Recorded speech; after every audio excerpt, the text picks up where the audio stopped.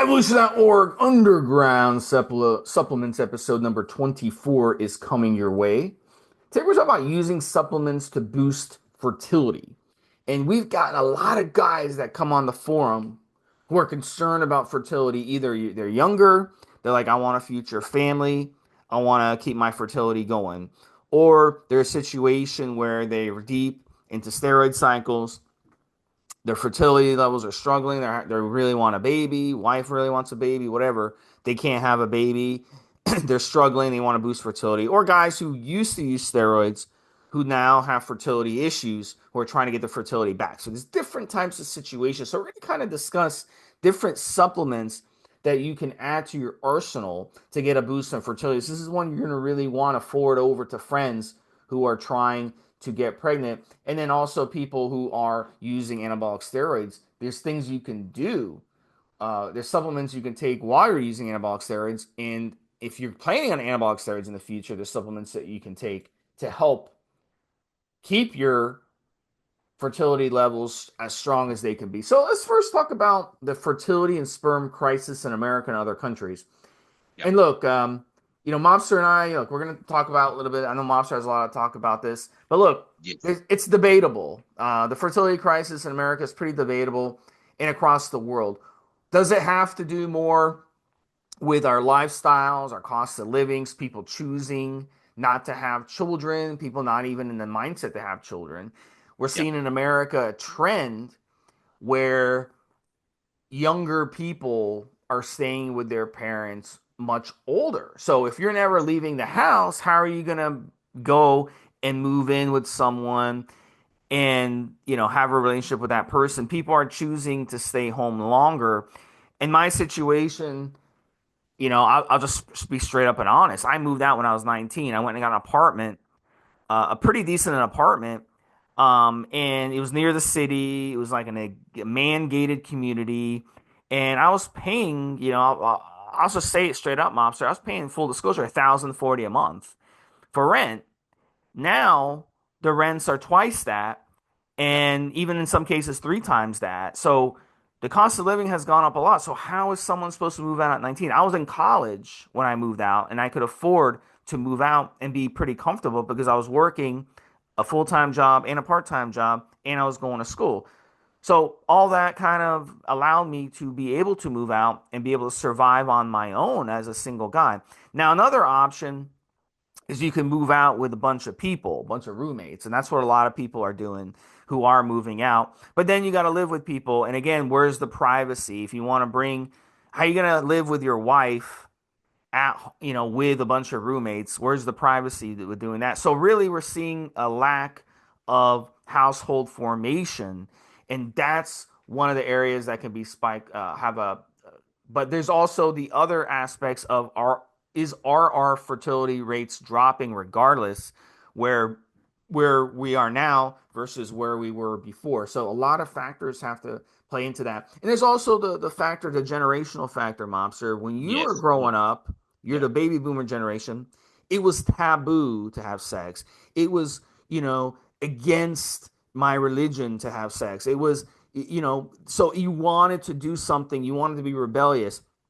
The During the 60s, you had Woodstock and anti-war demonstrations and the sexual revolution where people were having sex in tents, in Woodstock and stuff.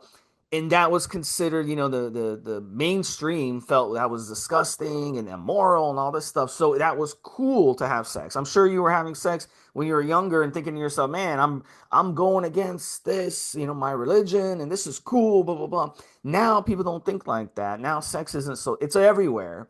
And people grow up with porn and all this stuff. So to them, it's not even cool anymore to have sex, and it's not cool to smoke pot, and it's not cool to do a lot of these things because it's legal to smoke pot, and sex Mm-hmm. isn't considered taboo. The only thing taboo about sex today, mobster, is if you go to a movie theater and you have sex with someone in the movie theater. That would be taboo.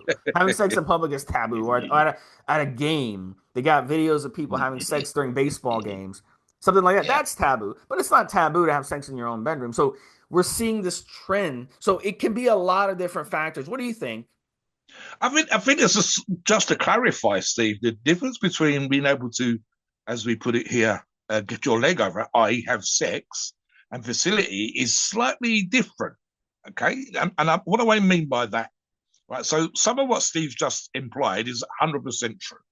Okay, there is a cultural yo-yoing, a societal yo-yoing, and Steve and I were talking about Victorian prudes or Victorian society being incredibly prudish, and yet at the same time, Queen Victoria, after which the society was named after, had something ridiculous like 13 or 17 kids, Steve.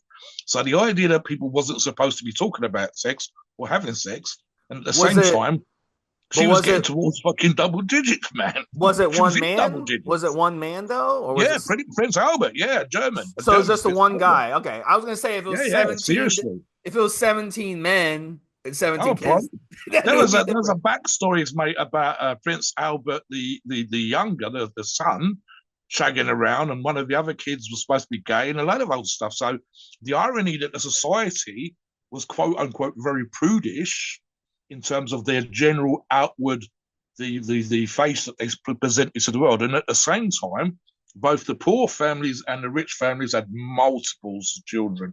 Poor children, especially in terms of there's nothing to stop mum and dad having sex, fucking, but the kids would die younger versus the rich children. Exactly the same situation, same fertility levels, but their children were more likely to survive. But again, even compared to today, it will still be less. So the ability to have sex is one thing. And we could get into the whole erectile dysfunction, perhaps having sex later in life than perhaps our parents did, and so on and so forth. And it's kind of ironic, the idea that a married couple that have been together 50 or 60 years don't have sex is it's more what we think than we know. You know what I mean? They're probably just still doing something, they're just not running around the house jumping off the wardrobe. But it's the fertility, and the fertility seems to be becoming a first world issue. And I mean America, Europe, any of what we call the developed countries. So part of that, which is what Steve referred to, is it's that much harder for the younger generation to have a place of their own, to be able to afford the rent. It's ironic that you have to go to where the work is, say, for example, New York City, and then you cannot afford to live in New York City while you're earning the salary. And the same applies up here. There are people, Steve, that travel from where I live, the capital city, Cardiff. It's 200, it's two and I think it's an hour and 45 minutes as a minimum on the fastest train. And the average is about 2.25 hours on the train, doing 100 and something odd miles an hour on the peak parts of the track. And there are people that will do that every single day to go to work in the city of London and then come home in the evening. And it's essentially about 220, 230 miles from Cardiff to London. That is a hell of a commute, very expensive in terms of the train fares, just to be able to earn great London salaries, but have cheap Welsh housing and lower cost of living here. So the stress of that is going to impact your fertility. The way that we perceive the world in terms of our stress levels, the things that we think we need to have, the big screen TVs and a nice car, and the cost of working to be able to afford those things, or indeed have the debts, never mind be able to afford those things, the constant fight by some people, especially if you bought a big screen TV, you have the mortgage for the house, the loan on the house, and the car. Then to be able to afford decent levels of quality food, which was a subject that we were discussing on the forum just this week. Make other choices. I mean, one of the things I said, Steve, and this is very modern, the money that some people will spend on coffee in Starbucks, etc., and then moan they've got no money for other things, all of these stresses will fuck with your fertility. And arguably, people are more stressed on a daily basis over the small things which aren't really that important than they were 10, 15, 20 years ago, and especially just for the things that you think you must have and can't afford. You and I have also touched upon the physical stuff. And we talk about environmental factors, again, the poor food and poor food choices specifically, and pollutions, whether that's heating up your food in a plastic tub that's giving off some sort of, and you're doing this without even realizing it, whether it's eating ready meals, again, in a plastic tub that may or may not be giving you contaminants while you're eating the food, the pollution in the atmosphere, specifically in the larger cities, just deep breathing in the diesel and petrol slash gas particulates from vehicles, which are getting better, but the cities are also growing at the same time. So you might have less pollution for the vehicles, but you've got more vehicles and more pollution than before. We've talked about the impact on fertility, for example, living in near steel plants, chemical plants, and so on and so forth. And just as an example, and I challenge the listeners to do this as we have done on other shows, we talk about these things, and then we're going to talk about a test booster type product that might benefit you. So I say, please feel free to go away and verify the following. And this is one of those bits of government information which no one has argued against, Steve. What the other one was the mineral quality, the vitamin quality, and I believe it was potato specifically that the FDA put out, and the same thing applies to fertility. So the FDA put out information on the mineral quality of certain fruits and vegetables that were analysed for the quality back in the 50s, again in the 60s, again in the 70s, and so on, right up to the present day. And it's, in essence, fruit and vegetables back in the day were better for you than they are now. The other issue is fertility. And so it has been argued, bearing in mind the population would have been smaller, and of course the population now, even with fertility, we're still at the most people on planet Earth we've ever had. But specifically, again, the first world crisis, your fertility levels, your sperm count as a man, your ability to have healthy eggs over as a woman are worse than your parents, your grandparents, and your great-grandparents. Basically, your great-granddaddy, Steve, my great-granddaddy, Mobster, back in the 50s, had way better sperm levels than we've got. And we do the right things anyway, Steve. Hopefully, we listen to our own goddamn advice. And this is true of pretty much all the listeners. It's ironic that, for example, people coming out of the recessions and the depression in the 20s and so on and so forth, people that were born before the wars and lived through the wars and lived through rationing had better fertility levels than people that live today. We've got better healthcare. We can stay alive longer. We are curing certain diseases. We have more advanced surgery. We can replace joints and elbows and knees. We can fix certain particular things that we could not fix before.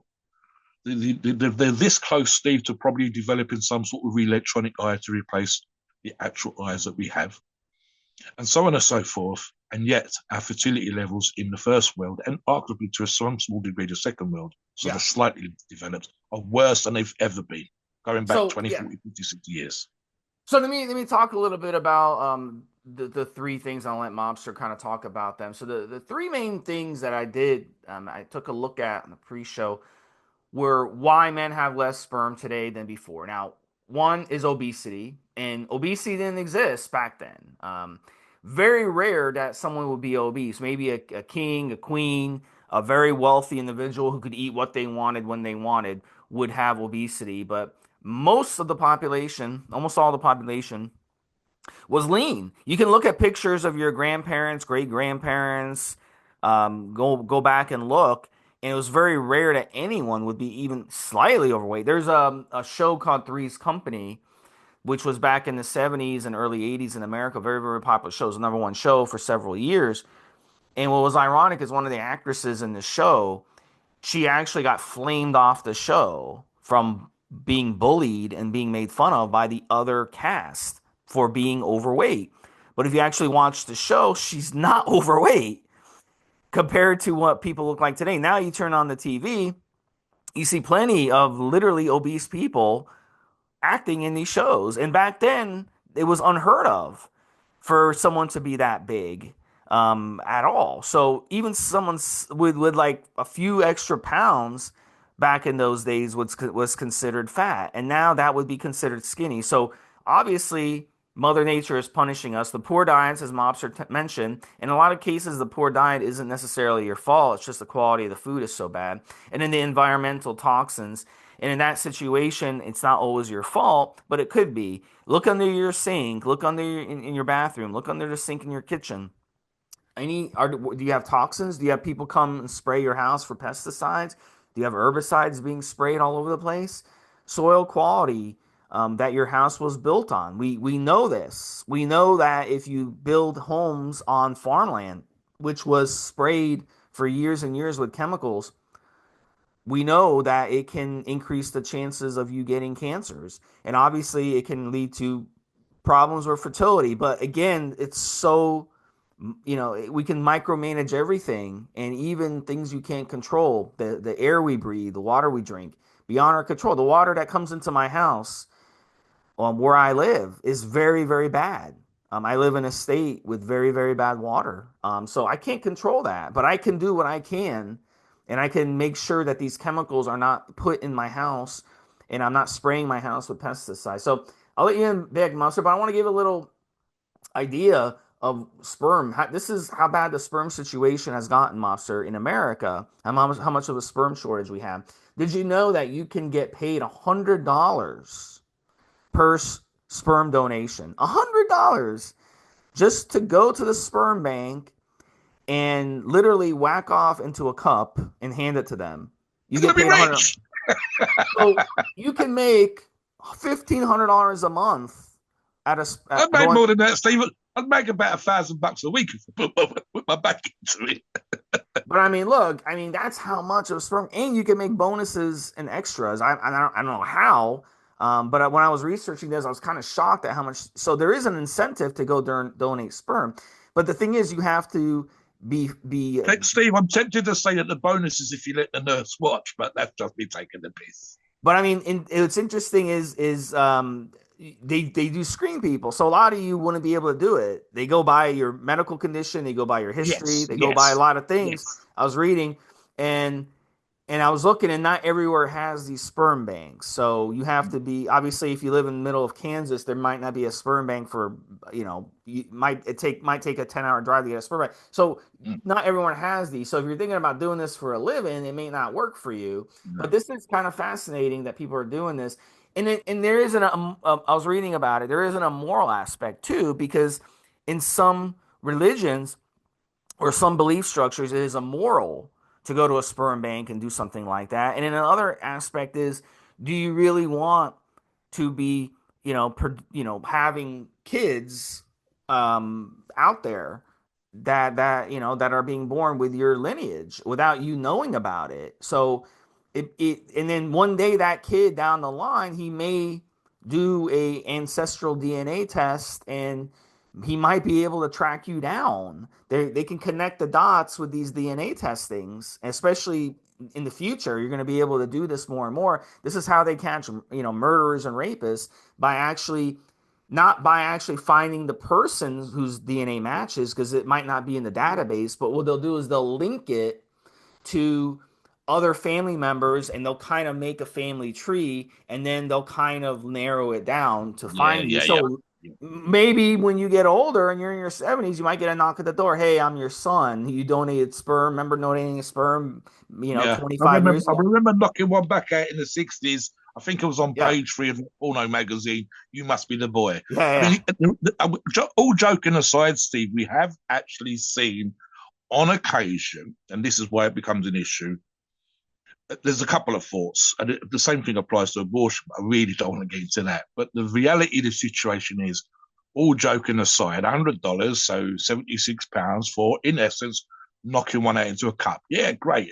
Very funny. $100, give me the money. I don't give a fuck. In reality, as you say, 20, 30, 40 years down the road, when you do not need $100 for wanking, the idea that, as you said, suddenly it occurs to you one day that there might be 50 kids out there with your DNA is a head fuck, to say the least.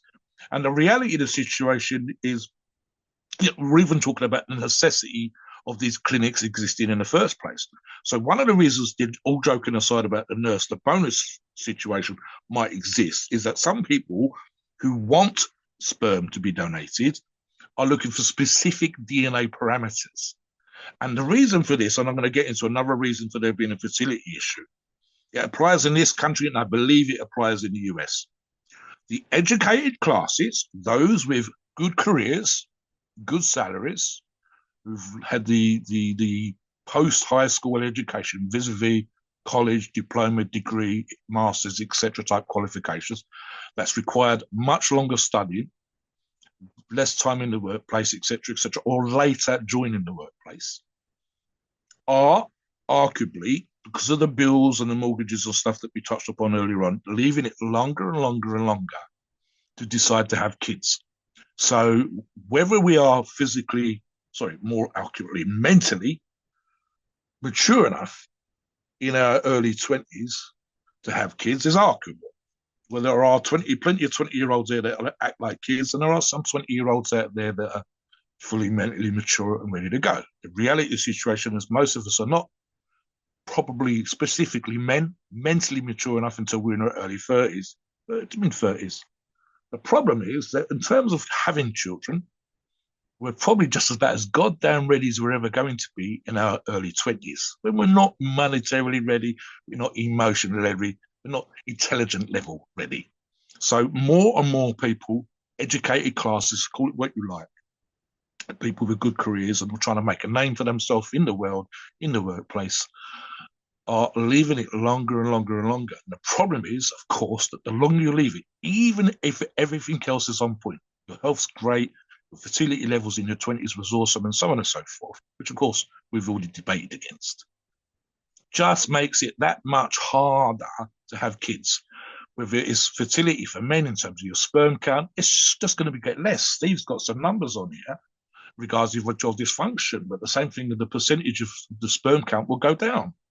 The same, probably a very similar percentage, Steve. And women's eggs, you can argue about this in terms of semantics and people's points of view, etc., but biology will fuck you over. And there is a limited number of eggs to fertilize. They're pretty much born once they hit puberty, etc., and start to create eggs. That's the number they've got. And the longer you leave it, the less eggs there are to fertilize. You and I have discussed on other shows, and I've talked about this. The local IFBB pro and his wife, I'm not going to name him on this show for that particular reason, but they've had to go through the IVF, the in vitro fertilization process. They now have two kids, a boy and a girl. The girl's just a few months old. There have been at times on social media, specifically Facebook, emotional posts where you want to go and give them a hug or whatever else. He's a crypto millionaire, bless him. Has nothing to do with bodybuilding, but he's made money in crypto. They have money. They can afford to do IVF. But the fucking stress, just the emotional stress has been horrendous. The physical discomfort and pain of the actual IVF process. And and just as an example, Steve, talking about steroid use, because that's actually part of what we're talking about here as well. He's actually been a relatively slow. I don't think he's ever been over 2 grams in his life. I believe most of his cycles have been about gram and a half. Yeah, and we're gonna get into we're gonna get so into. we're getting to that specifically. But for example, the person in question, the male, is 50 plus years of age, and so therefore, in his case specifically, and I don't know which one of them was the one that was struggling with fertility, but he would have been in his mid-40s when the boy arrived, and he's 51 or 52 now when the daughter's come along. And so and it's just an example of leaving it later, making it that much harder. And that would assume that your health was on point and assume that there was no other environmental factors, etc., in play. And again, Steve talked about people leaving home later and so on. So all of those factors will have an impact. Yeah, and it doesn't matter how much money you have. I mean, you know, that just shows it right there. And what Mobster said, exactly. and what No, Mobster doesn't make no said, difference at all. and what Mobster said earlier, look, well-educated people who are have doctorate degrees and PhDs and all this stuff, they're not likely to go to a sperm bank, and they're not, they don't care about the $100. So, I mean, what would be the incentive for them to go besides them maybe? Maybe I don't they know. I don't know. freezing their sperm, Yeah. freezing their eggs. So Maybe that's that's it. why, they have to literally, that's why it's so expensive. If it was $20, they could just get some homeless dude off the street to come do it, but I mean, they're not interested in some homeless dude off the street. You have to fit a certain parameter. So now you see why it's so expensive. And I would imagine 10, 15 years down the line, if you guys are listening to this, I would imagine it's probably going to be double. You'll probably get double the amount of money. You can literally make probably 3, 4 grand a month just donating sperm. If you are someone they're looking to get, so they're going to have to obviously offer more money. So let's get into erectile dysfunction as well, because obviously, if you're trying to have a baby and you can't get it up, it's going to be hard to have sex, right? I mean, that's just the way it is. So 20 to 40 years old, 5% of men experience erectile dysfunction. These are just rough numbers. I would imagine the number is higher because men don't like to admit this, obviously. 40 to 59 years old, 15% of men experience erectile dysfunction. Then when you get over 60 to 69 years old, 44% of men experience erectile dysfunction. And 70 years old and older, 70% of men experience erectile dysfunction. I can remember I was in college and I was at work and a commercial came on. We had, a couple of TV monitors. A commercial came on for erectile dysfunction drugs. And I was the youngest person working there at the time. I was working in finance, and I turned to one of the guys and I was like, what are these commercials? These commercials just stopped popping up out of nowhere, right? I think it was around the time these drug companies started putting out these commercials and stuff like that for these erectile. And I was like, I went to him and I was like, what is erectile dysfunction? He just like laughed. I had no clue what it was. I have no fucking clue what erectile dysfunction was. I had no problem getting it up. My goodness, as a teenager. Now, 19-year-olds have problems getting it up. I mean, this shows you 20 to 40 years old, 5% are experiencing this. So in the United States, if you got a population, how many millions of 20 to 40-year-olds are there in the United States? Millions and millions and millions and millions of them, right? So let's say there's 50 million, and even 5% experience erectile dysfunction, which I think is a lie. I think it's higher. So let's say it's 10% out of 50 million. That's 5 million people in the United States in 20s and 30s. Erectile dysfunction is something I don't even know what erectile dysfunction is. Never even imagined I could have erectile dysfunction. You could put an ugly fat chick in front of me and I wouldn't even have erectile dysfunction at that age, in my 20s and 30s. So I can't imagine, what, how this could happen, but it does. And look, there's several reasons. Aging, as makes sense. Low testosterone levels, which we're going to get into as well. There's psychological stressors that are in play, and there's lifestyle factors: the smoking, the vaping, the obesity, the alcohol. Because I didn't drink alcohol at the time, I didn't smoke, I didn't do any of these things, and I wasn't obese. Even Steve, So and we've talked about this on other shows, the medical prescriptions prescribed to you by your doctor, the contradictions from the medications that you're taking for various medical conditions, even, and again, average US adult is on 5 medications. These are also going to have an impact on your fertility and or your erectile dysfunction without you even realizing it. And again, it would be a small percentage, but when you have a huge, as in the average adult is on 5 medications, that has a lot of contradictions or contradictions, so to speak, between the medication that's treating a medical condition that you have and the impacts on something else in your body, including your fertility and your ability to have a good erection, or fertility in women as well, of course. So let's go over anabolic steroids, and Mobster touched on it earlier with his IFBB buddy. And look, when you use anabolic steroids, especially at a younger age, and when I was 19, 20, 25, I didn't even consider using anabolic steroids. First time I used them, I was 28, 29. Now, do anabolic steroids affect your reproductive system? Absolutely, they do. And they can have permanent and very destructive effects on your reproductive system. Now, the myth out there, and I've heard this from a lot of women out there, is that steroids shrink your penis. Now, maybe this is derived. Now, from a medical standpoint, obviously that's not true. We all know that's not true.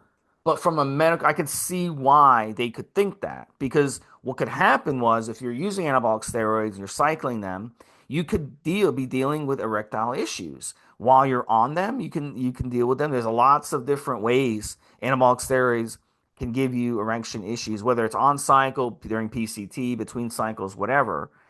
So I could see why they could think that, but I also Let me jump in just go ahead. to if nothing else, allow the listeners who will be bodybuilders to defend themselves. This is quite simple. You take a professional bodybuilder.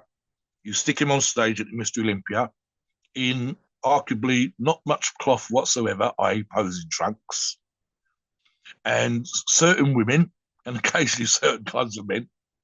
Jesus Christ, his cock, his balls, they don't look that big. There's an argument to be made for some shrinkage of your testicles, your balls. But your penis is pretty much, more or less, I would argue, Steve, the same size as when you started. The reality is, and let me just use myself as an example again. I'm trying to think what size my thighs were when they measured them all the way back to the beginning of when I worked out. And I'm gonna take a rough guess, Steve, and say that my legs were probably average, maybe 19 inches in circumference. At my all-time heaviest body weight, I've had 30-inch thighs. My waist was 30 back when I fucking started training, Steve, or after I'd been training for a little while. So I've had my legs to the same size as my waist when I was a lot smaller. My waist is bigger now, of course. And a 30-inch thighs or a pair of 30-inch thighs on an average size bodybuilder is huge. But certainly in comparison to, say, a young man walking down a beach in a pair of posing swimming trunks, some sort of swimming briefs or something like that, with 17, 18 and 19-inch thighs. Yes, your cock will look smaller. Of course it looks fucking smaller. Your legs are so much bigger. Your upper body's fucking ridiculously wide. Your arms are bigger than most people's thighs. But my upper arm is bigger than my thighs when I first measured them, Steve. So my physical sheer size, and yours will be the same. Our physical sheer size is different from the norm, but certain things, our fingers, my fingers have actually got kind of broader. They haven't got longer. My feet are probably slightly wider than they were, purely and simply because of the body weight pressing down. But my cock's had no additional stress on training, short of me hanging weights off the end of it.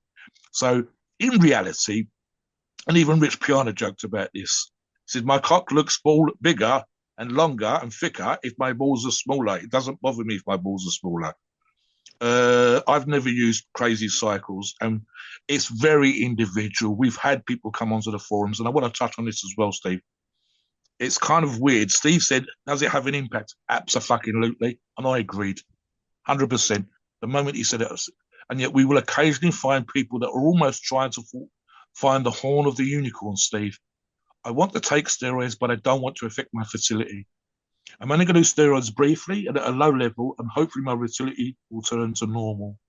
Again, with regards to, we've had the occasional, both gay, straight, whatever, males talking about my boyfriend, my partner, my girlfriend, whatever, is commenting on the size of my balls, the size of my testicles. And I literally, I can't remember any conversation, even when I've been at my quote unquote busiest, where I would allow, and I say this in the nicest possible way, any kind of insulting type conversation going, I don't want to fuck you because your balls are too small. If I'm in the middle of having sex, it's not really something that comes up. Right. So it does make me wonder. Yeah, for some people, that's an impact that they do worry about. But we got to explain why that happens, though. So, the penis size, all things being equal, is going to stay the same, but the balls will shrink when you use anabolic steroids. Now, the reason for that is your pituitary glands will go dormant. So when you're introducing exogenous hormones into your system across the board, I don't care which anabolic steroid it is, I don't care how mild it is, I don't care whatever. The only one that might be an exception is Proviron. And Proviron we've talked about on a previous show. You can consider Proviron more of a drug than an anabolic steroid because of the way it's structured. But at the same time, using Proviron by itself isn't going to do much for you anyway. So really, it's you're not going to outsmart the body regardless. But when you shut down your pituitary glands are no longer producing the hormones that feed your Leydig cells and feed your balls. So obviously your balls are going to shrink. That's just common science.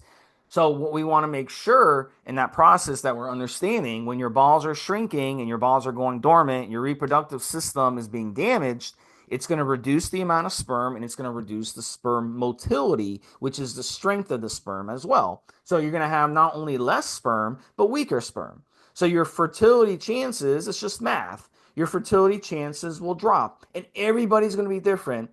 The only way to know, you can go on Amazon, you can order tests And these tests will tell you if you have fertility levels of a certain amount, or if you don't have fertility at all. But they're not going to be like really exact. So if you really want something really exact, you got to go to the doctor or a clinic and get it tested properly at a clinic, not order a kit from Amazon, put your baby batter in it, and then send it off, and then they gave you the results. No, you actually got to go to a real clinic.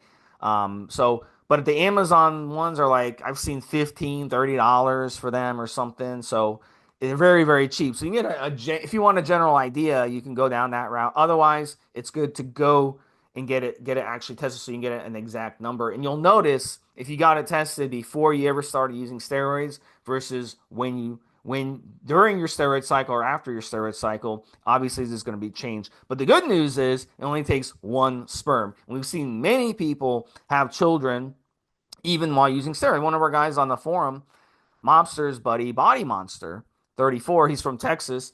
He's got many kids. He's got like 17 kids, I think, now, Mobster. And he's been using steroids for many, many years. So that's one of the things. They probably not all of them are probably his. I mean, who the fuck knows? But we've seen guys, Yeah, yeah, who have had kids even. But again, it's odds. The chances are going to be less, and they're not, yeah, as yeah. we've talked about, they're not going to get better as you get older. They're going to get No. worse. So anabolic steroid use is going to hit that. So it's very, very important to do certain things on cycle, during PCT, and after cycle when it comes to using these natural supplements to keep your fertility levels as elevated as possible and then have them bounce back. So talk about that, Mobster, really quick, and then we're going to talk about best supplements for fertility. Start getting into that. Yeah, I mean, look, guys, we occasionally have had people come onto the forums. Let me touch on this as well, Steve, because I think it's super important for the listeners to understand this. And then we're 100% going to talk about the things that you can do.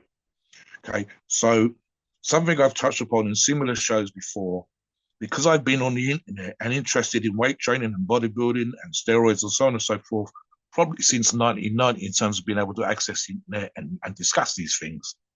And I said that during that time, there was two sort of situations or scenarios that would come up.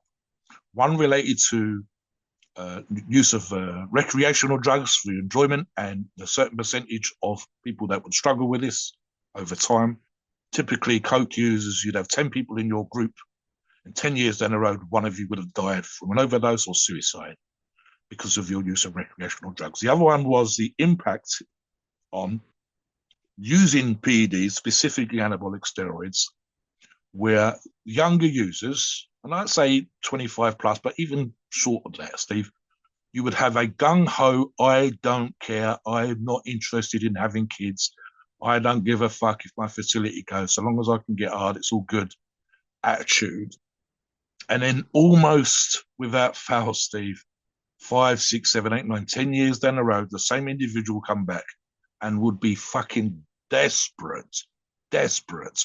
They were desperate to be the next big thing, the giant, the 300-pound, the Mr. Olympia, want to be as muscular as fuck, freak the fuck out, get the girls, just look like a monster. And in 10 years down the road, they've grown up, life has bit them on the ass, and they changed their minds. And that journey from no fertility to needing to be fertile was incredibly difficult. So let's talk about the things that can help some people, and specifically about the health of the reproductive system and so on and so forth. So we can do the best we can in the circumstances that's available to us, Steve.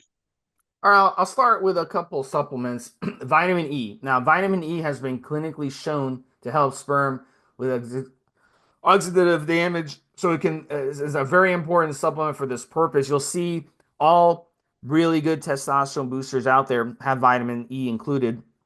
There was a study done out of Egypt a few years ago and actually showed that giving men vitamin E was really good for fertility. And it's one of the few things that we have ironclad evidence of its benefits for fertility when it comes to human testing in multiple studies. So vitamin E is crucial, and every supplement you should take, any testosterone booster you're taking, should include vitamin E for that reason. Zinc is a mineral, very, very important, that you need to produce healthy testosterone levels and include sperm health. One of the reasons why We have low testosterone. A lot of you have low testosterone naturally is because you're not getting in your vegetables and in your proper nutrition. And zinc is a very, very important. Those green vegetables that a lot of you are avoiding out there. And a lot of you are eating them, but you're eating low quality green vegetables, like we talked about earlier. You're not Yes, eating the yes, organic.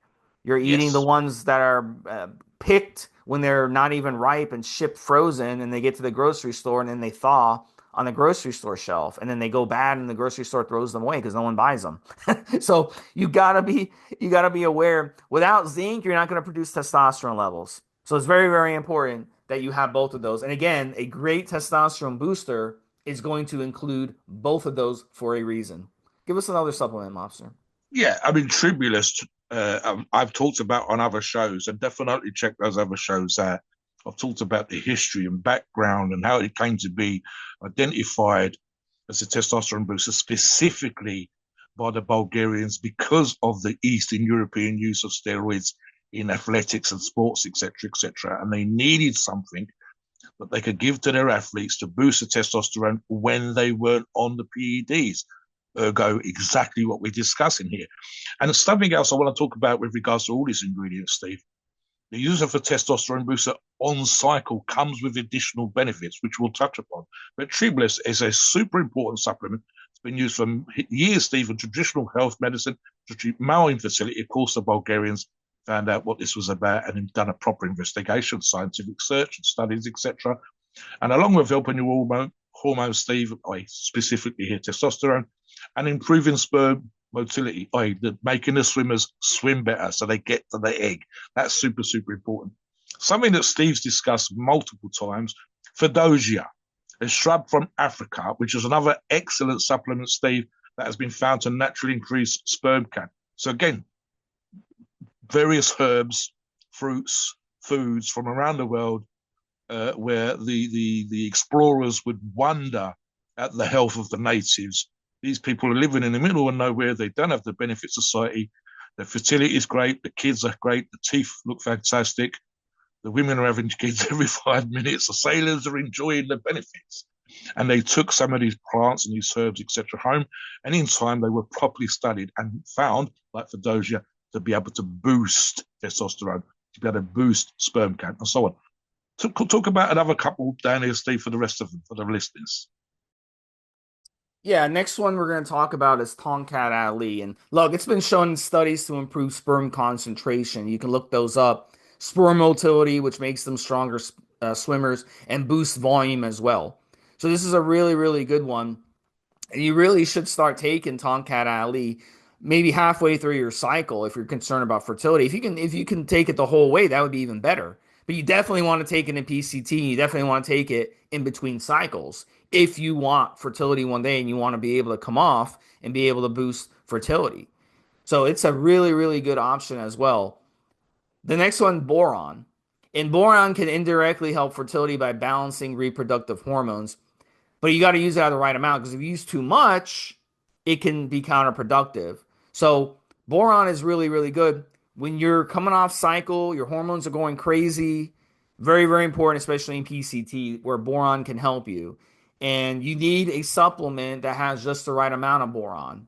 You don't want it too little and you don't want it too much. It's got to have the right synergy. On Fenugreek. that, Yeah, go ahead. on that, Steve, sorry, just it's very important for the listeners as well, and we encourage you to check this again. The forms, i.e., the versions of these ingredients to be discussed, the amounts used in combination, and specifically the actual dosages that were found to be effective in studies. Some products do not come up to scratch, even if the ingredients are great, because they have poor amounts or the wrong form. You Yeah. need to look, for example, for standardized products, the correct dosage, and so on, Steve. Yeah, let's finish out these supplements and we'll get more into that in a second because that's a very, very important point. Fenugreek is another one, and fenugreek has been around a long time, and it can boost sperm count by improving testosterone levels and help reduce oxidative stress on sperm. That's very, very important because on anabolic steroids, your sperm gets definitely stressed out and lots of damage occurs. So this is a great ingredient and very, very important to see fenugreek in a testosterone booster as well. The last one, 3,4-divinol, it works great at mining the SHBG. It works great at increasing your free testosterone levels. This will lead to greater fertility, and this is very, very important, especially when you're coming off cycle and you're in PCT, because your testosterone levels are going to drop, and they're going to drop in a lot of cases very, very rapidly and fall off a cliff. So 3,4-divinol is very, very important because it will increase your free testosterone level. So if you use a lot of 3,4-divinol, you may even notice your free testosterone levels outpace your free testosterone levels with the ratio 5 to 10% ratio, where you might get a 10 to 20% ratio between free and total testosterone. Free testosterone is what matters. Total testosterone does not make a difference. It's the free testosterone, but free testosterone is usually a ratio. So 3,4-divinol will help with that. So it's a great option, especially in PCT. So if we take all these ingredients and we put them in a product, Mobster, we can create the product that they created at N2BM called HCGenerate. So as Mobster said, Yeah. all the best ingredients, all the best minerals, the herbals that are found individually can be found Yes. together. You want an all-in-one supplement like Yep. HCGenerate, but you want the right ingredients, the right dosing, and the right Yep. quality of these products, and that's how you get that done. Talk about that. Steve, you and I have compared organ protectors, and to some degree, we've also compared testosterone boosters. And arguably, all testosterone booster products, like Steve said, with the vitamin E and zinc, for example, there are certain ingredients that we want to see in some of them. But when we've actually done a side by side comparison, it's almost a joke, Steve. It's kind of annoying in its way because people will talk about the cost of certain products. Listen, if I'm selling you a $30 Amazon brought or eBay brought or Temu brought, whatever, Steve, testosterone booster that claims to possess a month's supply in a single tub. And Mobster and Stevesmi take the products, look at the ingredients, go, okay, let's have a look. Oh, that's good. Yeah, that's nice. Okay. So why is there only 200 milligrams of this? Why is that ingredient non-standardized? On paper, without knowing any better, this looks like a fine product, but it's $30. And it's $30 because the non-standardized ingredient is the lowest, poorest quality version of that particular ingredient that should have been a better quality, and the standardized, say, 20 or 29%, Steve, for example, versus this product, the ingredient they bought, which was literally, and I've used this phrase before, the bottom of the bag. What about if a product's got great ingredients in, but you pick 2 or 3 of those ingredients? And I challenge listeners to do this all the time. And I say, listeners, take those 2 or 3 ingredients, Google, type 5 minutes of Googling research. And I use that word loosely when we talk about research on Google, and say, okay, in a study, when this ingredient was studied, what was the amount that was found to be optimal? What was the amount that said this was the percentage of users that we tested with this product and got great results? 60 or 80% of the users got great results with 200 milligrams. Then why the fuck has this product only got 100 milligrams in?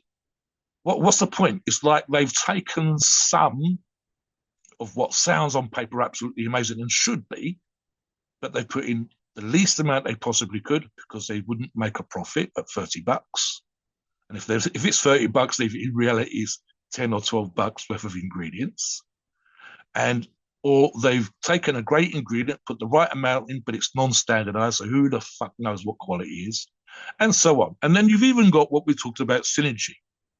Product formulation is a really, really difficult thing to do if you are trying to genuinely bring out a great product.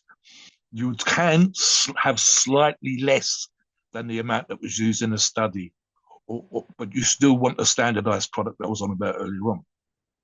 But what you're doing is you're taking 8, 9, 10, 12 ingredients versus, say, the $30 product with 6 ingredients, and you know that you're going to get a boost from this ingredient, you're going to get a boost from that ingredient, and because you combine them together just so perfectly, with a lot of work and a lot of products that got thrown in the bin and a lot of problems putting the product together, that the synergy of all this combination of products works amazingly well. The last thing, and this is just on ingredient quality again, Steve, and I've touched on this in other shows, and Tonga Ali springs to mind, Tribulus especially springs to mind, Steve. Certain plants in the quality that's required are only found in certain places in the world. You can only do so much growing stuff in a greenhouse and so on and so forth. You really want the natural environment it was originally found in. In the tribulus, it had to come from one particular place and at certain times of year. And the more popular these products become, and they are becoming more popular, the more likely the ingredient becomes a commodity that's traded on the commodities market.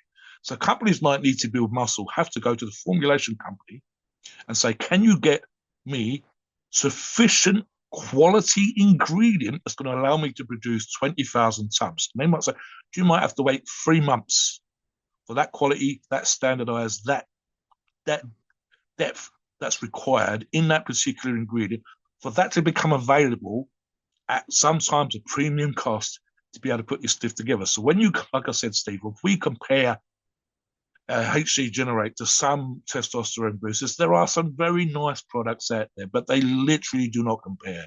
We've done the same thing with the organ protector products, where just the other day, someone asked for a comparison, and I said, listen, the one that you put up has 12 ingredients. The one that we talk about as the gold standard has 40 fucking 4. When we're talking about HCGenerate, we're talking about a gold standard. And you can find products out there that are, Steve, we've seen organ protector products that were $4.50. So testosterone boosters that are cheap. No. I mean, there's literally a number which belief which I will not go in my mind. And even then, in order for it to match HCGenerate, I'd have to buy 2 or 3 tubs and consume 2 or 3 tubs worth versus 1 tub of HCGenerate to get even close to the dosages and the level of quality. Talk a little bit of that, and specifically, Steve, about the background for Need to Build Muscle as well. Yeah, and before I get to that, I just want to be clear. Even if you're listening to this and you're like, well, I don't really care about fertility, I already had kids or whatever, the benefits of HCGenerate go well beyond fertility as well. Yes, very much so, Steve. It's super important. So one of the things that these herbals can do, and zinc and the vitamin E also, is help your organs.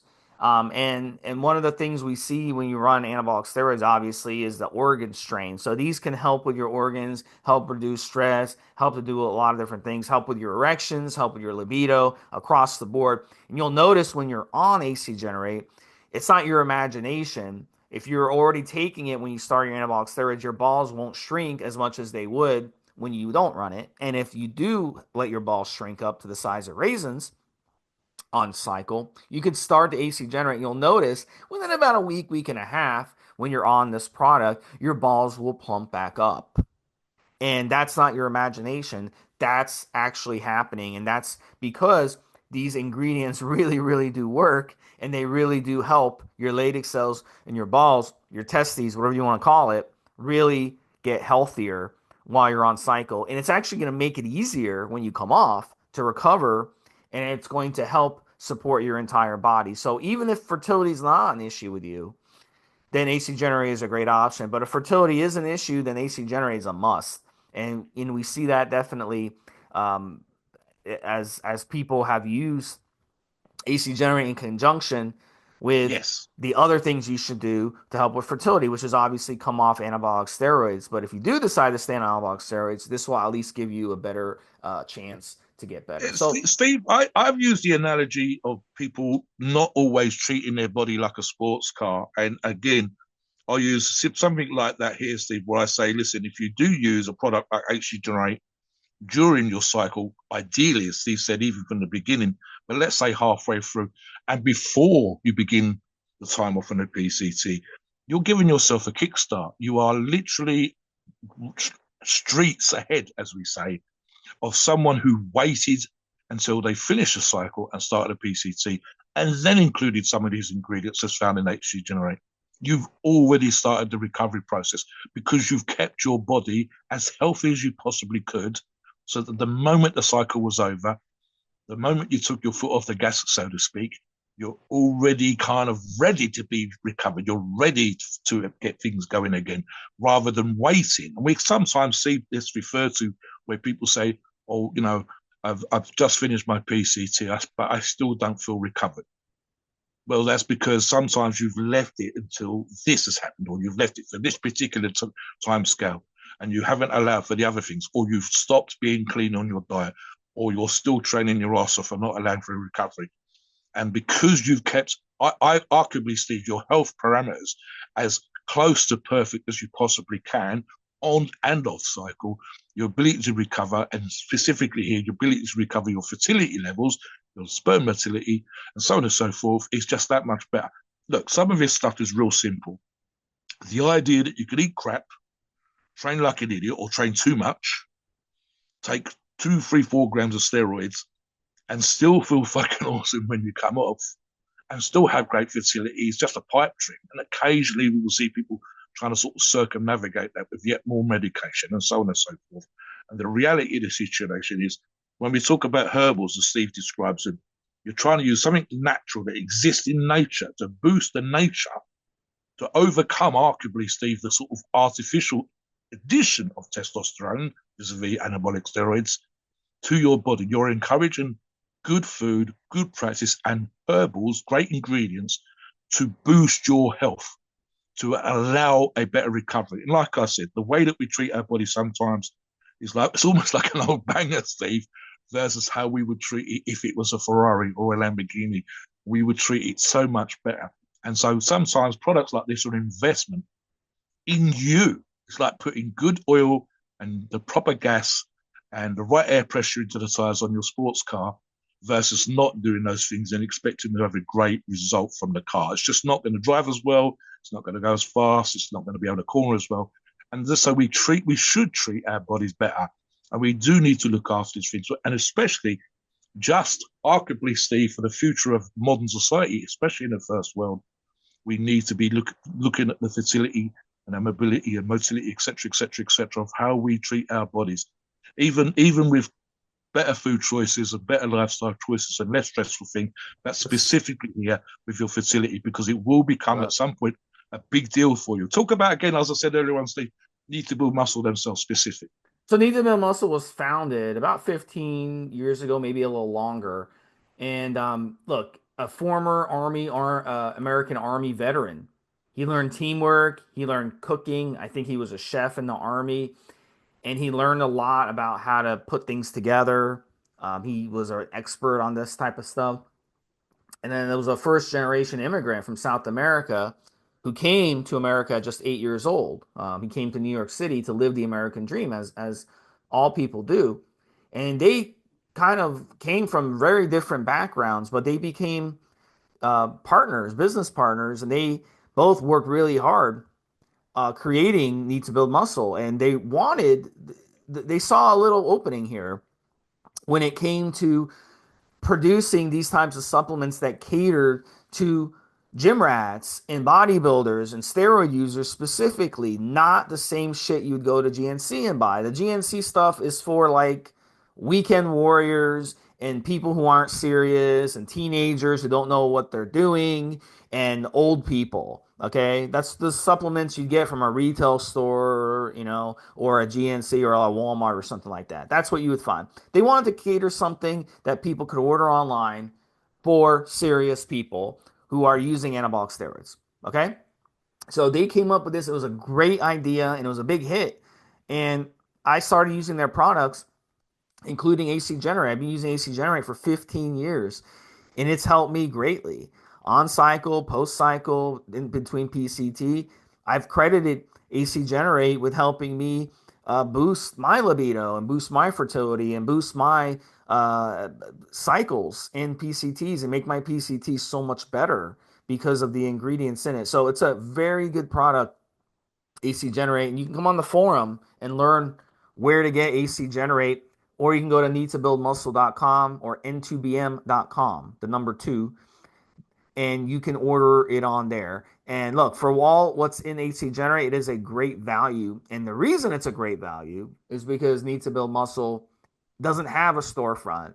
They don't No. have they don't hire Models. Yeah, they don't hire people on Instagram Mm. and pay No. them to, you know, post the products and say, oh yeah, I use this product, whatever. They don't do that. They've never done that. They don't get the houses and the Lamborghinis and the No. and the escorts, whatever, to make it look like Yeah. they're special or something. No, they just produce all the money they make goes back into researching and Yeah. producing these products better. And the owner of N2BM doesn't live a lavish lifestyle. He's just a normal Joe.